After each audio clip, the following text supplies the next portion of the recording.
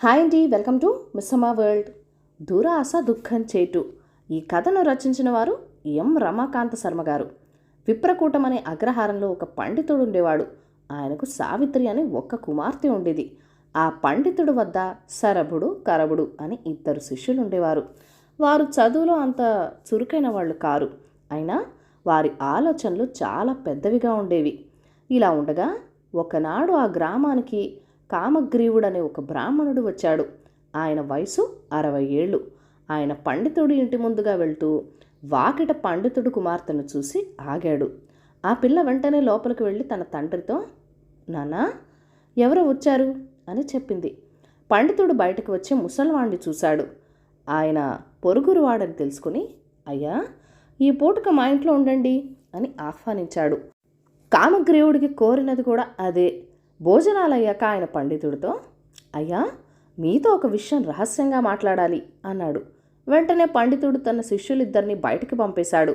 తర్వాత కామగ్రీవుడు పండితుడితో, నేను వృద్ధుడనని సందేహించవద్దు. నాకు మీ కుమార్తె నుంచి పెళ్లి చేయండి. నేనొక యోగ వద్ద పరకాయ ప్రవేశము, ఇంద్రజాలము సాధించాను. కానీ వాటి మహిమను చూసేలోపునే నేను కాశీ గంగా తీరాన కాలు జారిపడి ఒక పన్ను విరగొట్టుకున్నాను. ఇక నాకు ఆ విద్యలు పారవు. అందుచేత పెళ్ళాడి చచ్చిపోయేలోగా ఒక కుమారుడికి కని వాడికి 2 విద్యలు ఇచ్చిపోదాం అనుకుంటున్నాను అన్నాడు. కామగ్రీవుడు మాటల్లో పండితుడికి గురి కుదరలేదు. 10 ఏళ్ళు కూడా నిండని తన కుమార్తెను అంత ముసలివాడికి ఇవ్వటం ఆయనకి ఇష్టం లేకపోయింది. అందుచేత ఆయన కామగ్రీవుడితో, క్షమించండి, నాకున్నది ఒక్కరితే కూతురు. అప్పుడే దానికి పెళ్లి చేసే ఉద్దేశం లేదు అన్నాడు.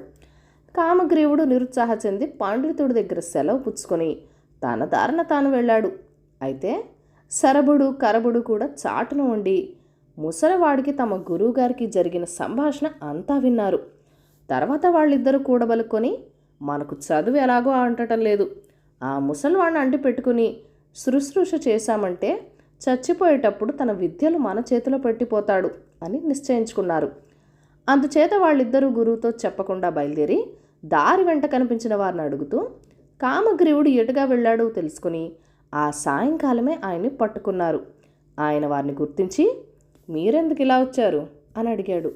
స్వామి, మీరు మా గురువుగారి కుమార్తెను చేసుకుంటామంటే మా గురువుగారు వల్ల కాదన్నారట. మీరు వెళ్ళిపోయాక గురువుగారికి భార్యకు పెద్ద దెబ్బలాటైంది. ఆవిడ పెళ్లి చేస్తే బాగుంటుందన్నది. మేము కూడా ఆవిడ్ని బలపరిచాం. గురువుగారు మా మీద మండిపడి మమ్మల్ని వెళ్ళగొట్టారు. మీకెలాగైనా పెళ్లి చేయించి తీరుతామని శపథం పట్టి బయలుదేరి వచ్చాం. మా శపథం పూర్తి కావటానికి అవకాశం ఇవ్వండి అన్నారు శరభకరభులు వినయంగా. ఆ మాట విని ఆశపడిన వాడే కామగ్రీవుడు వాళ్ళిద్దరినీ తన వెంట రానిచ్చాడు. ఆయన ఊళ్ళోళ్ళు తిరుగుతూ చాలా చోట్ల తనకు పిల్లనివ్వమని అడిగాడు. ఆయన వింటుండగా శరభకరభులు ఆయన్ని బలపరిచేవాళ్ళు. ఆ తర్వాత పిల్లనిచ్చే వాళ్ళ దగ్గరికి వెళ్ళి, ఈ ముసలాడు ఇవాళ రేపు గట్టుకోమంటాడు, మీ పిల్లని మాత్రం ఇవ్వకండి అంటూ చెప్పేవాళ్ళు. ఏమైనా కామగ్రీవుడికి మాత్రం పెళ్ళి కానీలేదు. కొంతకాలానికి ఆయన మంచాన పడ్డాడు. ఇక తనకి ఆయుధీరం తీరిపోతుంది అని తోచగానే శరభుడి చేతిలో పరకాయ ప్రవేశ విద్య, కరభుడి చేతిలో ఇంద్రజాల విద్య పెట్టేసి కళ్ళు మూశాడు. ఈ విధంగా తమ కోరికలు ఫలించిన వారే శరభకరభులిద్దరూ తమ విద్యలతో వినోదించటం కోసం దేశాటనకు బయలుదేరారు. కొన్నాళ్లు ప్రయాణం చేసి ఒక నగరం చేరారు.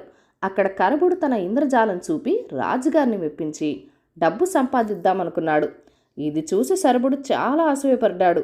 కానీ వాళ్ళు నగరంలో వెళ్ళి విచారిస్తే రాజుగారికి చాలా జబ్బుగా ఉందన్నాడని, ఏ విధమైన వినోదాలకి ఉత్తర్వు లేదని తెలిసింది.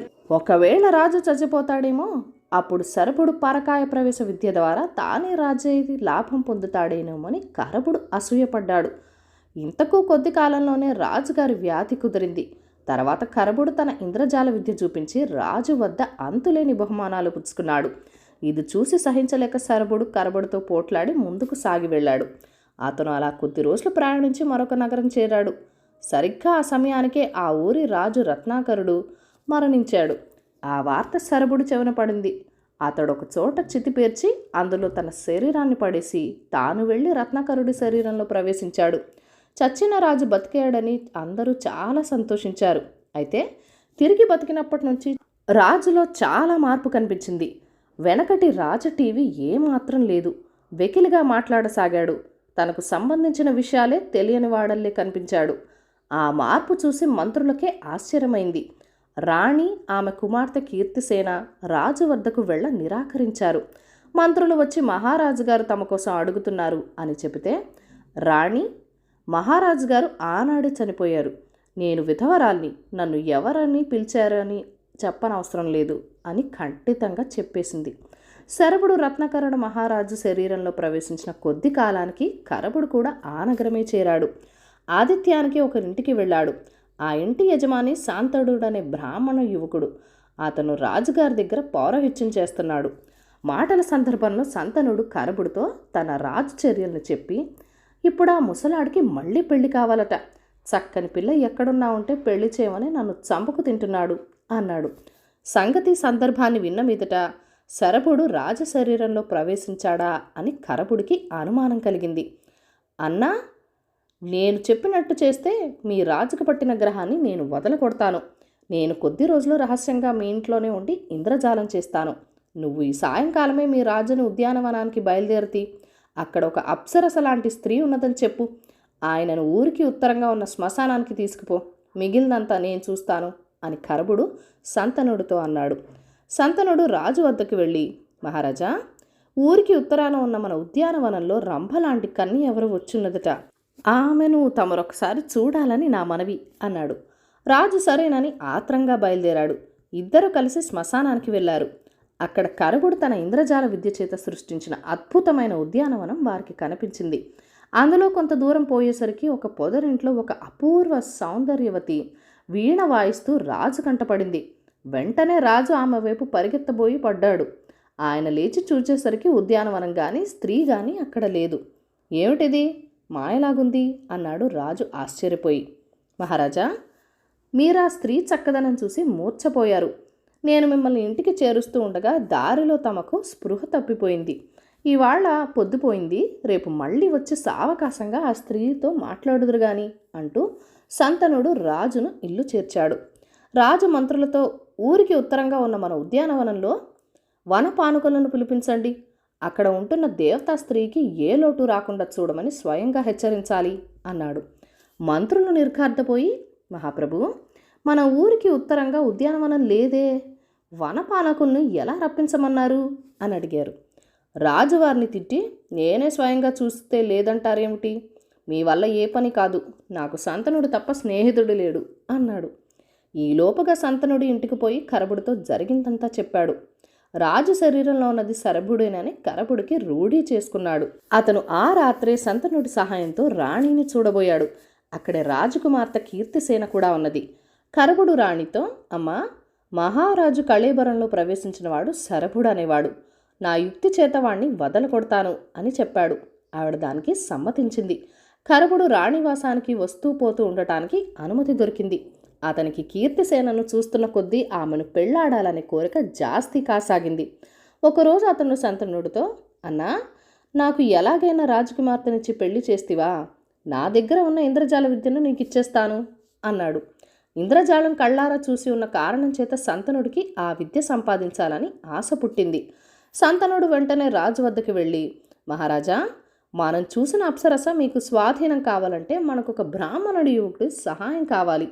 తమ కుమార్తెనిచ్చి వివాహం చేస్తే కానీ అతను సహాయం చేయడట. ఏం సెలవు అని అడిగాడు. దీనికింత ఆలోచన ఎందుకు? వివాహ ప్రయత్నాలు వెంటనే ప్రారంభించమని మంత్రులతో చెప్పు అన్నాడు రాజు. తన కుమార్తెకు పెళ్లి ప్రయత్నాలు చేస్తున్నారని, ముహూర్తం కూడా సమీపంలోనే ఉందని రాణికి తెలిసింది. ఈ ప్రయత్నాలకి కారకుడు శాంతనుడని తెలిసింది. కానీ పెళ్ళికొడుకెవరో తెలియలేదు. ఆ రహస్యం తెలుసుకోవటానికని రాణి శాంతనుడిని పిలిపించి, శాంతన, అమ్మాయిని ఎవరికో ఇచ్చి పెళ్లి చేస్తున్నావట. నాతో మాట మాత్రం కూడా చెప్పలేకపోయావా? అమ్మాయిని నీకే ఇచ్చి పెళ్లి చేయాలని అనుకుంటున్నాను కదా, ఎందుకు ఇలా చేశావు అన్నది. శాంతనుడు తన వల్ల పొరపాటు జరిగిందని తెలుసుకుని పశ్చాత్తాపంతో, అమ్మా, నేనే చేసేది? కరభుడనేవాడు మన రాజుగారికి పట్టిన నీచుణ్ణి తన ఇంద్రజాల విద్యతో వదలకొడతానన్నాడు. కానీ అతనికి కీర్తిసేనను పెళ్లాడాలన్న దుర్బుద్ధి పుట్టింది. అతను తన ఇంద్రజాల విద్యను నాకిచ్చే షరతుపై పెళ్లి జరిపించడానికి ఒప్పుకున్నాను. ఆ విద్య నా చేతికి వస్తే నేనైనా రాజుగారిని పట్టిన వాడిని వదలకొట్టవచ్చును కదా అనుకున్నాను అన్నాడు. పిచ్చివాడా, రాజుగారి సంగతి చూసి నాకనే ముహూర్తం పెడతాననలేకపోయావా అన్నది రాణి. కీర్తిసేన జరిగిందంతా తల్లి వల్ల విన్నది. ఆమె తన చెలికత్తెలతో చెప్పవలసిన మాటలన్నీ చెప్పి కరవుడి దగ్గరికి పంపింది. అతి నెరజాణ అయిన తల్లి చెలికెత్తే కరవుడి దగ్గరికి వెళ్ళి, నువ్వు పెళ్లాడబోతున్నావని విని మా రాజకుమార్తె ఎంతో సంతోషించింది. ఆమె ఒప్పుకోదని నువ్వు దాచిపెట్టలాగుంది. కానీ ఆమె నిన్ను చూసినప్పుడు మొదలు ఎప్పుడు పెళ్లాడదామా అని ఉంది. కానీ ఒక్క పొరపాటు చేశావు. నీ ఇంద్రజాల విద్య ఆ సంతనుడికి ఎందుకు ఇస్తానన్నావు? అతను చెయ్యకపోతే నీ పెళ్ళి ఆగుతుందా అన్నది. కరపుడు పశ్చాత్తాపడి, అయ్యో మాట ఇస్తేనే అన్నాడు. ఇప్పుడేం మిగిలిపోయిందేం లేదు. ఇవాళో రేపో రాజుగారిని పట్టిన వాడిని వదలగొట్టు. వెంటనే ఆ ఇంద్రజాల విద్యను నీ కాబోయే భార్య దగ్గర దాచిపెట్టు. సంతనుడు నిన్నేమీ చేయలేడు అన్నది. మరి కాసేపటికి సంతనుడు వచ్చి కరబుడితో, ఇంకా జాగు చేస్తే మనిద్దరి మర్యాద దక్కదు. నువ్వు వెంటనే రాజుగారికి పట్టిన శరపుణ్ణి వదలగొట్టు. నీకు పెళ్ళి అయ్యేటట్టు నేను చూస్తాను అన్నాడు. కరబుడు ఆ రోజు మళ్ళీ సాయంత్రం ఇంద్రజాలం పన్నాడు. ఆ రోజే ఒక గొల్ల పిల్ల కుర్రవాడు పాము కరిచి చావగా మాయ చేసి కరబుడు ఆ శవాన్ని ఒక చోట దాచి ఉంచాడు. ఆ సాయంకాలం మళ్ళీ అతను ఉద్యానవనం కల్పించి అందులో మాయ స్త్రీని ఉంచి ఆమె పక్కనే గొల్ల యువకుడు శరీరాన్ని ఉంచాడు. ఆ సాయంకాలం సంతనుడు రాజుని మాయ ఉద్యానవనానికి తీసుకెళ్లాడు. వారు వెళ్లేసరికి ఆ స్త్రీ గొల్లవాడు పిల్లవాడు శవం పక్కన కూర్చుని ఏడుస్తున్నది. ఏమిటిది? వీడెవడు?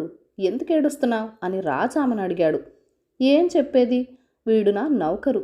నాకు మా తండ్రి ఇచ్చిన నిధిని వీడెక్కడో దాచి కాపాడుతున్నాడు. అటువంటిది అకస్మాత్తుగా పాము కరిసి చచ్చాడు. ఆ రహస్యం తెలుసుకోవాలి.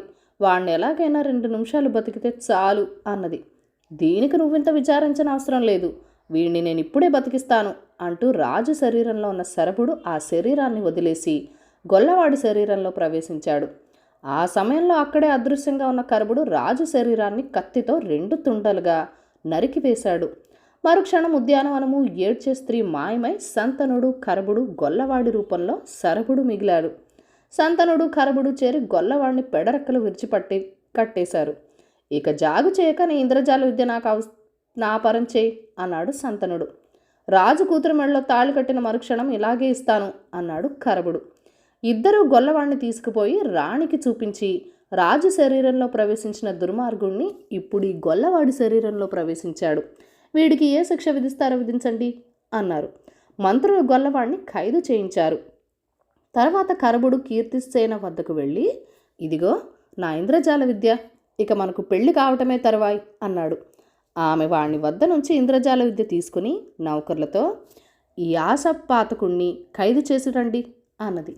కరబుణ్ణి ఖైదు చేశారనగానే సంతనుడు ఇక తనకు రాజకుమార్తెకు పెళ్లి తప్పదని భావించి రాజసౌధానికి వచ్చాడు. అతన్ని రాజభటులు పట్టుకుని ఖైదువేలో వేశారు. ఈ విధంగా దురాశకపోయిన శరభుడు కరబుడు సంతనుడు కారాగృహం వాసం అనుభవించారు. కథ కంచికి మనం ఇంటికి. ఈ కథను లైక్ చేయండి, షేర్ చేయండి. మన ఛానల్ని ఫస్ట్ టైం చూస్తున్నట్లయితే కనుక సబ్స్క్రైబ్ చేసుకుని ప్లీజ్ మీ సపోర్ట్ ఇవ్వండి. మీ అమూల్యమైన ఫీడ్బ్యాక్ అండ్ సజెషన్స్ నాతో కామెంట్ సెక్షన్లో కూడా షేర్ చేసేయండి. Thank you for watching. Bye bye.